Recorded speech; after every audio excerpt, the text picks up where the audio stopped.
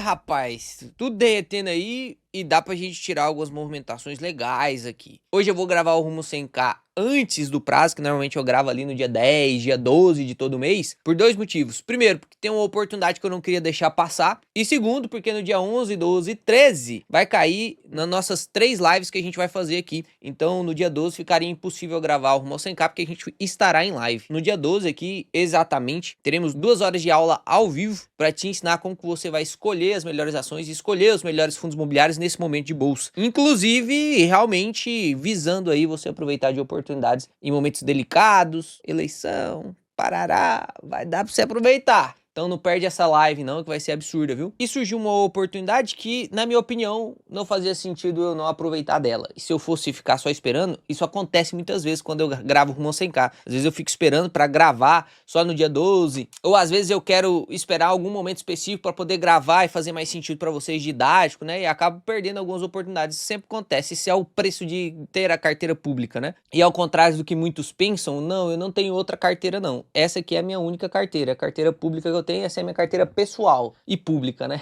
E tem a carteira do Adeus INSS, que é pública também. Essas são as únicas 2 carteiras que eu tenho, tá? E aí vamos começar aqui pela alocação atual. Olha só, aqui a gente consegue ver que eu tô com 56% em ação. Klabin e Banco do Brasil deu uma recuperada, né? Então subiu mais ainda esse percentual. Se você olhar no mês anterior, eu não aportei em ação, tava em 52% em ação. Subiu porque as ações valorizaram algumas aqui. Você vê mesmo o Bovespa caindo, a gente tá vendo algumas ações valorizarem porque elas estavam mais descontadas mesmo, né? Em FIs a gente está com 27%, Tesouro Direto 8,89%, e aí a gente tem um pouco aqui em ETF, 7,22%, que é a maneira que a gente internacionaliza o nosso capital, né? Não dolariza, porque dolarizar dá pra gente dolarizar através de empresas brasileiras, mas o jeito que você tira o capital de exposição em empresas brasileiras. A gente usa os ETFs para isso e confesso para você que realmente está desbalanceado. Eu até gravei um vídeo para vocês sobre o VWRA11 e comparando ele um pouquinho ali com o Word 11, justamente para mostrar para você uma maneira eficiente de você se expor no exterior aqui através de ETFs brasileiros. Só que eu tô preparando uma aula mais rebuscada para vocês, até realmente assim de maneira científica e comprovado, né, através de estatística, de estudos, comprovação científica, para mostrar para vocês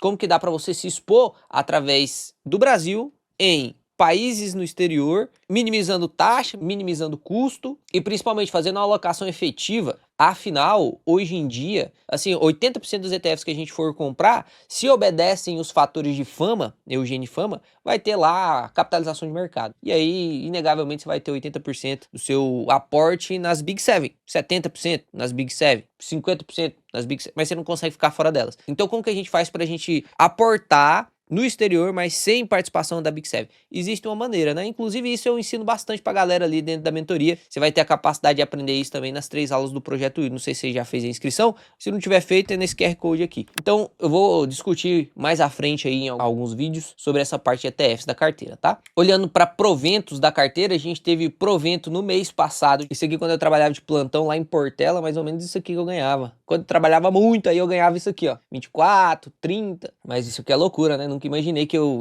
na verdade, não posso ser hipócrita, eu sempre imaginei que eu conseguiria me aposentar recebendo salário de médico, porque eu já tinha feito as contas há muito tempo atrás, né? No segundo ano de faculdade eu já estava estudando sobre investimentos. Hoje eu já tenho 5 anos de formado, pô, então isso tem 11 anos, né? Eu tava fazendo essas contas aqui já de como me aposentar, sem depender do INSS. E era um menino ousado, porque ganhava R$ 900 da mãe por mês para poder custear tudo, né? E mesmo assim já fazia essas contas. Talvez inspirado pelo Espírito Santo, porque eu não sei como que o Leozinho lá com 17 anos já fazia esse tipo de conta. Mas perceba, foi muito antes do que eu imaginava. Isso aqui não tem como, eu tenho que agradecer a Deus mesmo, porque foi devido ao meu trabalho aqui no YouTube que potencializou. Eu ganhei muito dinheiro como médico também, potencializou, né? Grande parte desse rendimento foi de aportes, tá? Grande parte dessa possibilidade de ganhar esses dividendos foi por conta dos aportes. Já tem mais de 600, 700 mil reais que eu ganhei com valorização nos últimos 3, 4 anos, mas grande parte veio dos aportes. Não tô dizendo para você que não tem grandes aportes para fazer não terá esse dividendo. É óbvio que você terá. Tanto que eu já contava que ia ter, só que eu contava que ia ter lá daqui 20 anos. E isso é o lindo dos investimentos, né? Porque às vezes, quando você começa a estudar sobre investimentos, não é só a porta dos investimentos que abre para você, mas várias outras coisas começam a mudar também. No mês de agosto, cara, aqui já tá provisionado 10 mil dos fundos imobiliários, mas olha que interessante, vai sair vídeo amanhã disso aqui, tá? Saiu o resultado de BB Seguridade e tem uma previsão de pagar R$1,98, R$2 de dividendo. Se eu for receber R$2 de dividendos de BB Seguridade, meu amigo, eu tenho aqui 8.120 ações, então ganharia ali R$16 mil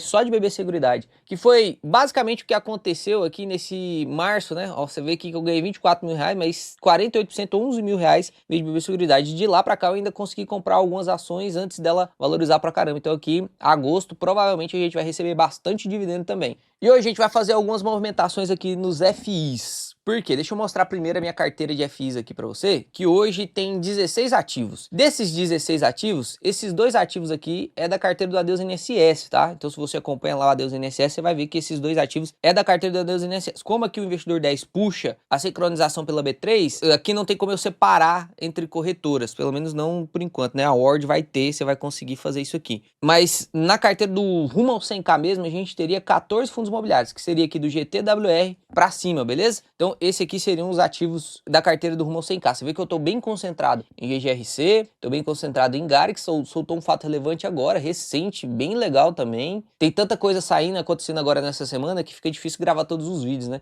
HGLG eu tô com uma concentração maior aqui também. A gente falou sobre HGLG no vídeo de ontem, do top 3 fundos imobiliários. O LVBI, que eu já tenho aqui uma exposição de 55 mil, é para virar HGLG, né? Então eu estaria ali com 160 mil em HGLG. Se o BTLG cair ali por volta dos R$99, também tem uma obrigatoriedade de aporte aqui, é quase como se fosse obrigado a aportar mesmo. E aí, olhando aqui para minha carteira e linkando com o vídeo de ontem dos top 3 fundos imobiliários, você viu que os top 3 fundos imobiliários deste mês seria LVBI e HGLG, né? É a maneira mais eficiente de se aportar através da LVBI. Inclusive o LVBI caiu mais do que quando eu gravei o vídeo lá do Adeus INSS. Então ficou ainda melhor, né? Se a gente faz uma relação de troca aqui pelo patrimonial, levando em consideração tudo aquilo que eu te falei no vídeo anterior. Tem muita gente, inclusive, aqui também vendo essas relações de troca. Ó, se a gente compra o LVBI a R$100,45, como se a gente estivesse comprando a HGLG a R$138,98, meu amigo. É absurdo isso aqui. Assiste o vídeo lá pra você entender, porque não é simplesmente isso. Posso comprar, fechar os olhos, tem alguns pontos ali que podem alterar esses R$138 aí, tá? Até pra você não se surpreender. Outro FI em oportunidade seria o RBRR, que inclusive na minha carteira caiu bastante aqui, né? Eu expliquei o motivo da queda, qual que é a minha perspectiva pro futuro no RBRR, já que vai ter aquela incorporação com os 4 fundos da pátria. E outro fundo que eu falei que estava em oportunidade é o próprio PORD 11, né? Então aqui, o que que a gente vai fazer? A gente poderia pegar, e aí é sempre muito interessante você fazer isso, porque isso é uma dúvida que eu sempre vejo algumas pessoas repetirem aqui no YouTube. Pô, Léo, tem 3 fundos imobiliários em oportunidade. Eu pego meus R$100 e divido nos 3? Eu pego meus R$10 mil e divido nos 3? Eu pego os meus R$50 mil e divido nos 3? Supondo que o seu aporte seja tão grande assim, né? O que você tem que fazer é calcular a margem de segurança e ver se cabe na sua carteira. Então, você tem que ir dosando as suas posições. Por exemplo, se eu falo para você que o RBRR e o PORD 11 está com a mesma margem de segurança, que no caso aqui, sim, ambos estão, olhando para o RBRR com mais qualidade, menos risco, mais liquidez, e o PORD com um pouquinho menos de liquidez, um pouquinho mais de concentração, né? Tem ali suas dúvidas dentro do PORD, eu já expliquei para vocês, fiz esse vídeo destrinchando o PORD junto com vocês. Então aqui daria para você pegar um aporte e dividir entre os dois, caso você queira aumentar a sua exposição em papel. Pegando aqui a minha carteira inteira, que hoje não dá para você ver isso aqui, eu tô falando aqui, eu já vi que algumas atualizações saíram. E não tem problema também não, os próximos consolidadores copiarem o que vai sair de novo na Ward, porque aí é bom que a gente melhora o mercado como um todo. Mas você vai conseguir conferir também dentro da sua carteira o que você tem de papel, o que você tem de tijolo. Quantos por cento eu tenho de papel aqui na minha carteira? Eu não consigo ver direito aqui, né? Quanto que eu tenho de tijolo na minha carteira? Fazendo a continha, jogando numa planilha e fazendo a continha, eu estava com 92% de tijolo e 8% de papel. Então eu vou usar a metodologia do método 2 em 1, que se você não conhece, só acompanhar o canal aí. Por enquanto, as inscrições do método 2 em 1 tá fechado, você não vai conseguir se inscrever, mas o ideal é que eu tenha pelo menos ali nesse momento, isso vai mudando de acordo com o cenário macroeconômico, tenha 20% de papel. Então eu vou usar esse aporte para mim pôr um pouquinho mais na minha carteira a papel. E aí então vou comprar um pouquinho de PORD e um pouquinho de RBRR. Porém, eu não quero deixar de aproveitar essa oportunidade de comprar HGLG a 138 através do LVBI. Então eu quero comprar também um pouquinho de LVBI. Só que eu não tenho dinheiro para tudo isso. isso. Eu não tenho dinheiro para tudo isso. Eu poderia pegar, o meu aporte desse mês foi de 30 mil reais, eu poderia pegar esses 30 mil reais e dividir 15 mil em RBRR e 15 mil em PORD, mas eu ia ficar sem dinheiro para aportar em LVBI. Eu poderia dividir 10 mil em cada um. Só que aqui tem uma maneira excelente de você fazer algumas movimentações. Não vai servir para todo mundo. Aí realmente eu precisaria de muito mais tempo para te explicar quando é que são cenários que valem a pena, quando é os cenários que não valem a pena. Vou te explicar aqui no meu caso, tá? Hoje, se você olha aqui uma posição que eu tenho, que é o HSLG, que é um ótimo fundo, inclusive, tá? Não é um fundo ruim, é um fundo majoritário, ele tem características muito boas. Calculando a TIR, na verdade, saindo um pouquinho acima deste preço aqui, a TIR ficou na casa dos 30% no período de tempo, tá? Então deu mais ou menos aí uns 14%. Pô, isso é absurdo. Parece que é pouco, né? Você receber 30%, mesmo que a gente levasse em consideração só a rentabilidade aqui. Parece que é pouco você receber 11% ao ano, considerando que eu tenho 2 anos de HSLG. Parece que é pouco, mas não é não, cara. No risco do fundo imobiliário, isso aqui é muito. E sua TIR aumenta pra caramba, que eu já expliquei também no vídeo passado, porque que não vou ficar repetindo aqui, porque que sua TIR aumenta. Então aqui, tô satisfeito pra caramba com o investimento que eu fiz aqui em HSLG, mas olhando pra hoje, a gente tem aqui um yield de 0,62, com um PVP de 0,81, é um fundo ótimo que está descontado. Só que eu consigo, ao mesmo tempo, comprar HGLG pagando quase o mesmo yield e com PVP de 0,88. Se eu comprar HGLG a 138, levando em consideração que hoje ele está com 160 de patrimonial, eu estaria comprando HGLG ao PVP de 0,86, cara. 0,86. E com certeza conseguiria ali, com esse preço médio, um dividend yield de 9,62. Então, é sobre você se perguntar, o que vale mais a pena uma exposição no HSLG para receber 9,62 com um PVP muito próximo da HGLG, com a tendência de regressão da média ser mais forte nesses fundos de ancoragem, né? Quando tudo começar a recuperar. Pensa assim, agora nós estamos recuperando os fundos imobiliários. O que você acha que vai recuperar primeiro? Os fundos de ancoragem, aqueles que são mais famosos, aqueles grandões, que não tem problemas, ou aqueles fundos que tem um pouquinho mais de problema, tem um pouquinho mais de desconfiança? O que você acha que vai recuperar primeiro? O RBRR ou o PORD 11? É óbvio que o RBRR vai recuperar primeiro. O que você acha que vai recuperar primeiro? HGLG para o PVP de 1 ou HSLG para o PVP de 1? Com certeza o HGLG vai recuperar primeiro. Então, sobre essa exposição inteligente, até para enxugar um pouco a minha carteira de fundos imobiliários, que está com 14 fundos, né? O ideal é entre 10 e 15, então não estou fora. Mas quanto mais enxugado eu tiver, melhor, se você tem essa capacidade, né? Hoje não faz sentido eu diversificar entre HGLG e HSLG. Eu estou me expondo no mesmo setor de logística. Anteriormente fazia, porque o HGLG estava muito caro, então eu comprei HSLG para ter uma exposição parecida, só que muito mais barato, e agora eu tô vendo o mesmo preço. Então o que eu fiz aqui de movimentação? Só para você entender, tá? O que eu fiz aqui de movimentação? Eu vou vender minha posição de HSLG para comprar de LVBI, para me expor a HGLG. Entendeu? E tem um outro fundo aqui que a minha exposição é bem pequenininha nele, né? 0,10. Inclusive estava relutante em vender esse fundo aqui. Na verdade, porque eu queria fazer um vídeo específico sobre o GTWR, mas vou aproveitar essa movimentação justamente para aproveitar aqui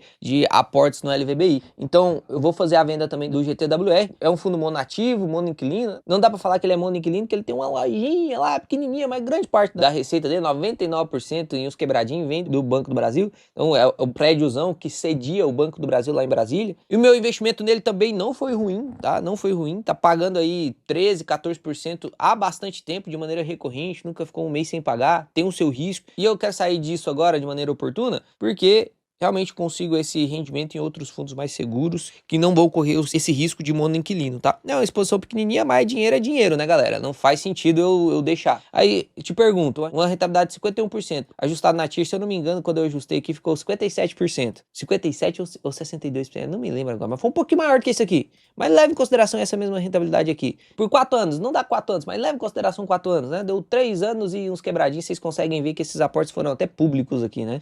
3 anos e meio aí, você acha que é um bom rendimento ou não? Deixa aqui nos comentários. Leve em consideração o tipo do ativo, o tipo de fluxo de caixa. Estamos ganhando mais do que o CDI isento, sem problema, né? Então, só para que vocês entendam, eu vou fazer a venda de GTWR, vou fazer a venda de HSLG, vou tirar 2 fundos da carteira para aumentar a exposição em LVBI. Beleza? Então vamos encurtar a carteira 2 fundos imobiliários, de 14 vai cair para 12. A gente vai aumentar a exposição em LVBI e vamos aumentar a exposição em RBRR e POR de 11. Depois de fazer esse aumento de exposição, a nossa carteira que antes era 92% tijolo e 7 pontos uns quebradinhos de papel, vai ficar de 12% de papel e 88% de tijolo. E se continuar com oportunidades em alguns fundos de papéis, eu vou tentando jogar aí 20% para papel, e nesse momento em que não vou aumentar mais os aportes em ações, a não ser que tenha extrema oportunidade. E eu falei para vocês que eu ia movimentar uma parte da carteira de ações também, né? Mas antes de falar dessa movimentação aqui da carteira de ações, deixa eu só citar 2 detalhes que são muito importantes que você precisa prestar atenção na hora de você fazer esse tipo de movimentação aqui. Por quê? Porque senão você pode cair na armadilha do imposto de renda. Calma aí que eu já vou te explicar. A primeira coisa que você tem que fazer é clicar no botãozinho do like aí, se inscrever no canal se você é novo. Te prometo que vai ser o canal que mais vai te ensinar as coisas na prática. Inclusive o que eu vou te ensinar aqui agora, quando a gente vai fazer nossa movimentação em ação, cara,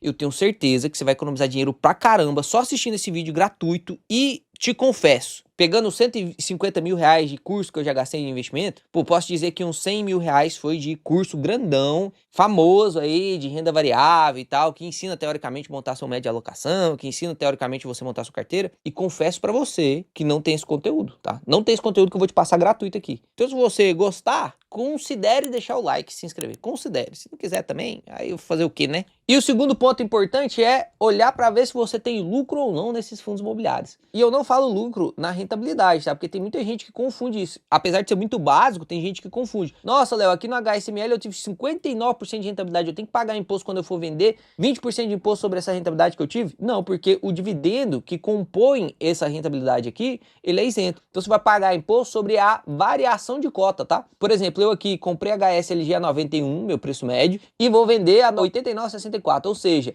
eu não estou no lucro, não estou no lucro. Logo, eu não preciso pagar imposto de renda, beleza? É uma saída de posição estratégica aqui para poder não pagar imposto de renda. E aqui no GTWR também não vou precisar pagar imposto de renda porque também estou com uma variação negativa, tá? Ah, Léo, mas a minha variação é positiva. Eu comprei quando estava 87 e agora está 89. Então se eu vender eu vou ter que pagar imposto de renda? Vai, por exemplo, imagina que eu vou vender o XPML aqui, ó. Eu tenho R$ 1.200 de variação de cota ali, né? De valorização através da variação de cota. Logo, eu teria que pagar aqui sobre este lucro de variação de cota 20%. 1.274,66 vezes 20%, eu ia ter que gerar uma DARF e pagar R$ 250 de imposto. Compensa? Em geral não vai compensar. Em fundo imobiliário não vai compensar. E aí eu vou te explicar algumas formas como você consegue fugir disso. Primeira coisa, como você consegue fugir disso? Você consegue fazer um saldo, consegue fazer um colchão de benefício tributário, angariando prejuízos através de vendas estratégicas para que você consiga depois vender em lucro e não precisar pagar imposto de renda. Eu faço muito isso e eu ensino muitos alunos a fazerem isso. Talvez até seja por isso, não sei, sendo bem sincero, porque eu não sei como que é o modelo de cálculo de rentabilidade real aqui no Investidor 10, mas talvez seja por isso que subindo o meu preço médio, usando essa estratégia para poder pagar menos imposto de renda, talvez a minha rentabilidade diminua aqui, né?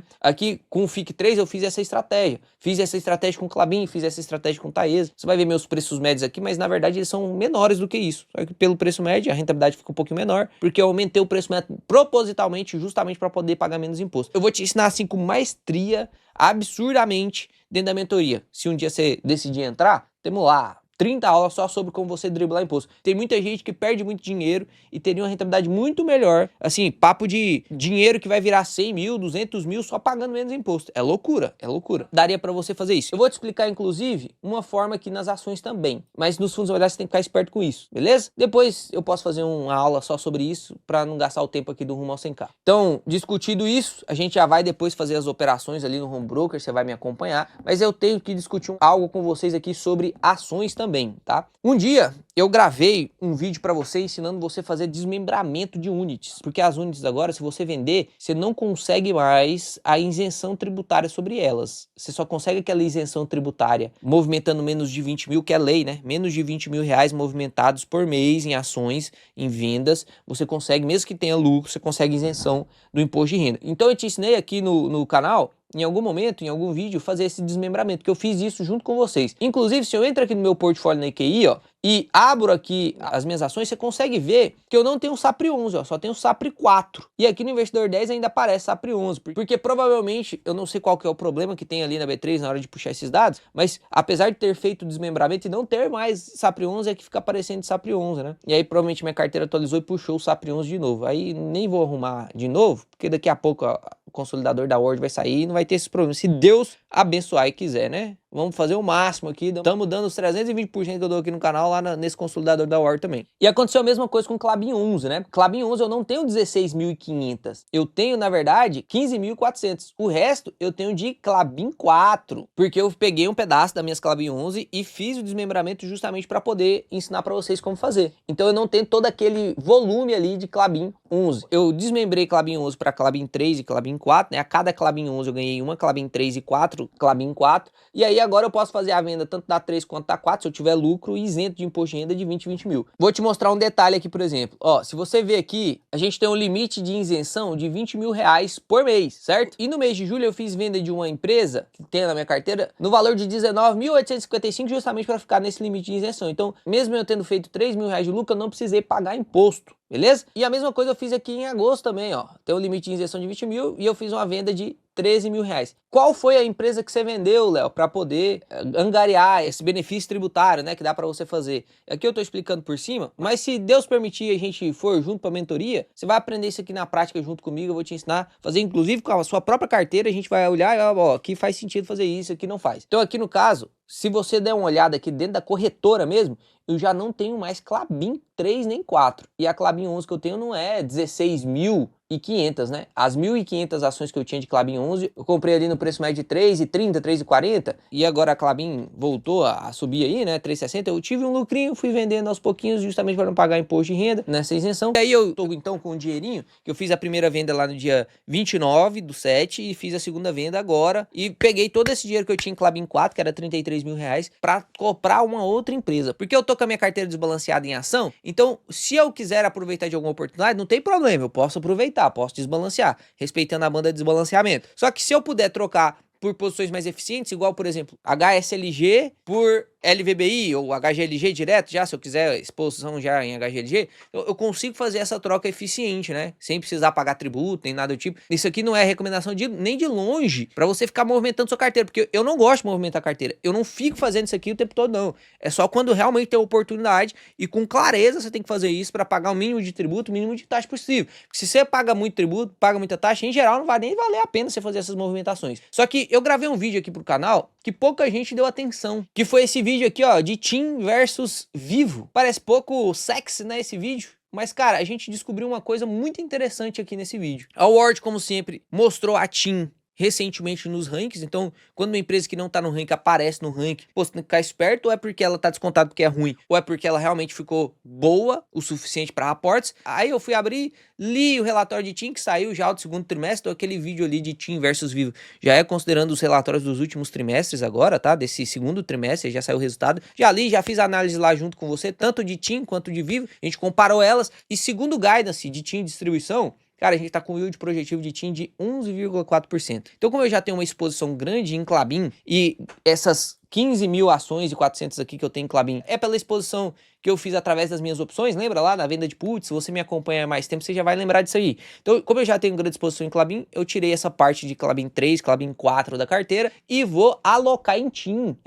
Será que é um aporte polêmico? Tá até aqui, já apareceu na carteira, ó. TIM, 1.100 ações, comprei aí a 19,21. Inclusive, hoje amanheceu caindo, tá? Isso aqui, quanto mais cair, mais talvez a gente tenha a possibilidade de aportes, tá? Que a TIM, ela tem um modelo de negócio forte. Eu não gosto, assim, tanto de telecomunicações para confiar tanto em telecomunicações e ser ranking 1 da carteira. Mas como vai monetizar muito bem, tem um modelo de negócio forte de recorrência. Se você olha os resultados assistindo o vídeo lá no canal, por exemplo, se você não quiser abrir o relatório, eu já te mostro tudo lá. Os resultados estão recorrentemente aumentando. Inclusive, muito menos cíclico do que uma Klabin da vida, por exemplo, remunerando 11,4% de yield. Se você entra na Ward aqui, por exemplo, eu já fiz esse cálculo de preço teto para você lá naquele vídeo. Mas a gente calculou aqui, aí você pode entrar lá para você ver como é que a gente chegou nesse 5,3 bi e tal, assistir o vídeo. Mas a gente tá com yield projetivo aí de 11,68, cara, isso aqui é absurdo. E se você calcular o preço teto por fluxo de caixa, vai ficar absurdo também. Então a gente tem aqui, quem é assinante da Ward já consegue ver meus preços teto, quais foram as premissas que eu utilizei, né? Então, realmente, não vejo sentido de não ter um pedacinho, não é pra ser uma posição muito grande assim da carteira,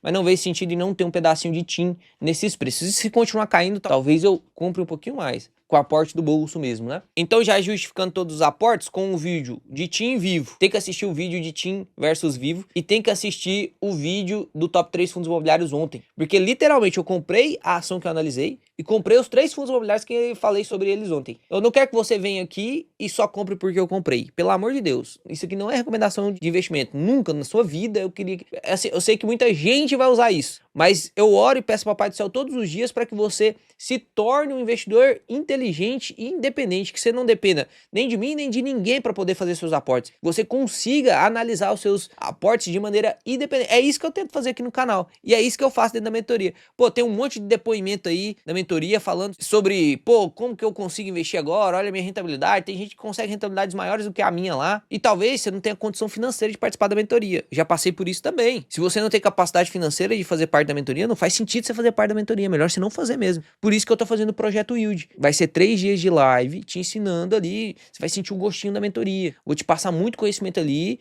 E você não vai precisar pagar nada. Você não vai precisar pagar nenhum centavo. Você vai só precisar coar seu café, porque vai ser muito conteúdo, papel e caneta, para poder aprender lá. E você já vai conseguir aumentar muito a rentabilidade da sua carteira, tornando-se cada vez mais independente. Eu não quero que você seja dependente nem do Leozinho, nem de nenhum outro analista, nem de nenhuma outra casa de análise. Que você, sim, assista eles para poder tirar dúvidas, para você ver quais são as análises deles, mas sempre sabendo que você tem que fazer a sua análise, tá? Que fique esse aviso carinhoso, viu? É com amor que eu tô fazendo isso aqui, esse aviso. Porque seria muito mais fácil eu só vir aqui e falar quais são os ativos que eu tô comprando. Ah, quem quer compra, quem não quer que se lasque. Poderia... Pô, por isso que eu gravo vídeo de 30, 40 minutos, entende? É realmente com amor e carinho, cara, pra te ensinar de verdade, do fundo do coração. Porque vídeo de 10 minutos dá mais visualização. Então você sabe que eu não tô aqui só pelas visualizações, cara. É muito mais difícil gravar vídeo de 50 minutos que de 10, cara. Então escuta isso aqui com carinho, tá? Investe um pouquinho só de tempo em aprender. Não precisa aprender esse ano. Você pode gastar 3 anos para aprender, eu vou estar aqui junto com você. Se você quiser acelerar o seu aprendizado,